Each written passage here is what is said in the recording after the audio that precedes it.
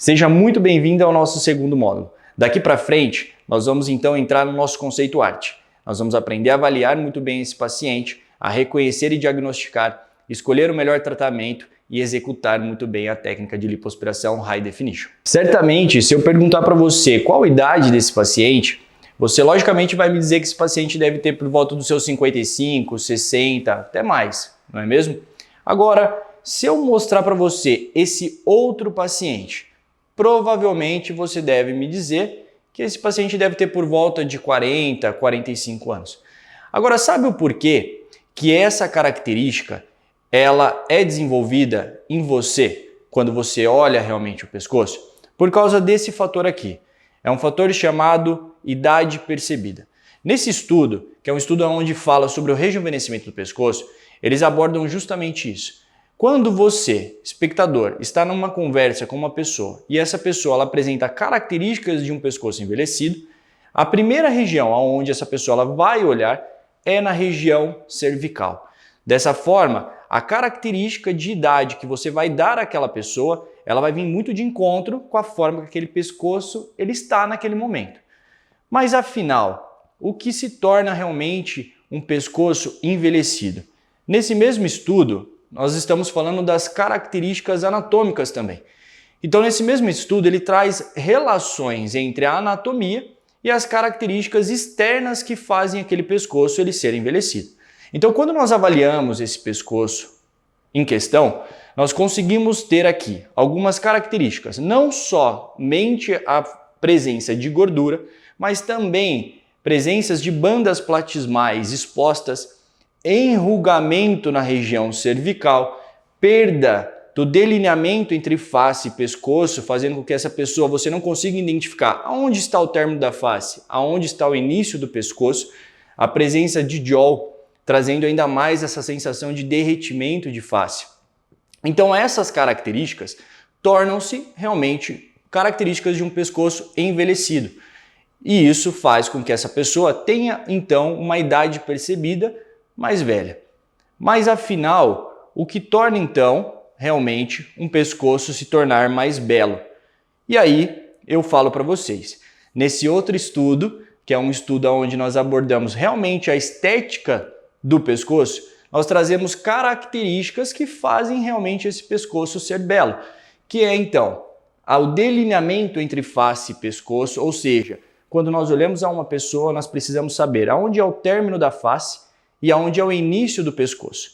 A presença de ângulo mandibular é muito importante para essa característica. Mas isso também é importante na característica anatômica para saber se aquele paciente ele tem então uma presença óssea para caracterizar aquele ângulo mandibular. Isso já começa a ser importante no seu diagnóstico clínico, porque afinal, o seu paciente muitas vezes vai te procurar para fazer um preenchimento de mandíbula. E às vezes você quer realmente esvaziar aquela região para que você consiga então fazer um refinamento. Só que tudo isso também vai depender de como que é a característica óssea desse paciente. Se esse paciente ele tiver uma boa característica óssea, ou seja, se ele for um paciente onde ele tenha bons ramos mandibulares bem proeminentes, provavelmente ao você lipar, você não vai ter a necessidade de um refinamento, de um acabamento naquela região. Agora, caso aquele paciente apresente uma deficiência, tá aí a sua oportunidade de agregar ainda mais um procedimento para esse paciente, onde após a lipoaspiração, você vai poder então fazer um refinamento dessa estrutura para entregar mais um resultado de um pescoço ainda mais belo para esse paciente. Outra característica é a presença do mento, justamente respeitando também essa característica mento-pescoço. Veja só como é muito importante.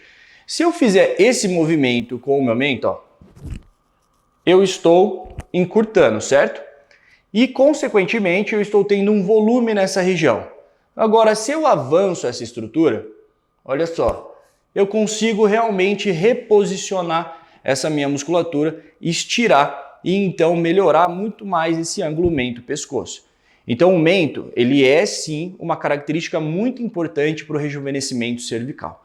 Por isso, você dentista, que tem a obrigação de saber sobre as questões estéticas e oclusais realmente do seu paciente, É muito importante você identificar se esse paciente é um paciente classe 2 esquelética.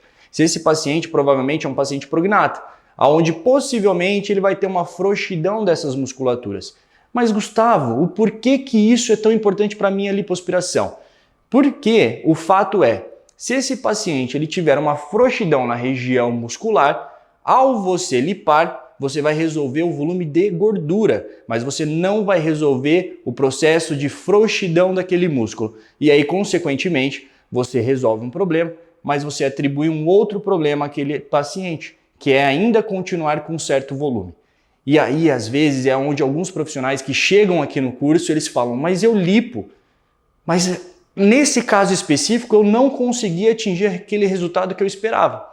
Mas talvez errou no processo de avaliação, porque talvez faltou identificar que aquele paciente havia uma necessidade até mesmo ortodôntica pré-lipoaspiração. Então é muito importante e é preciso que vocês entendam isso para que vocês sejam assertivos nas técnicas e na indicação correta do paciente que vai poder ser lipado, certo? Então, basicamente, essas características de rejuvenescimento é o que nós vamos sempre buscar numa lipoaspiração. Além disso, características como exposição da banda do esternocleidomastoide para justamente formar uma região de depressão chamada de trígono muscular é muito importante, porque é ela que vai gerar um processo de sombreamento.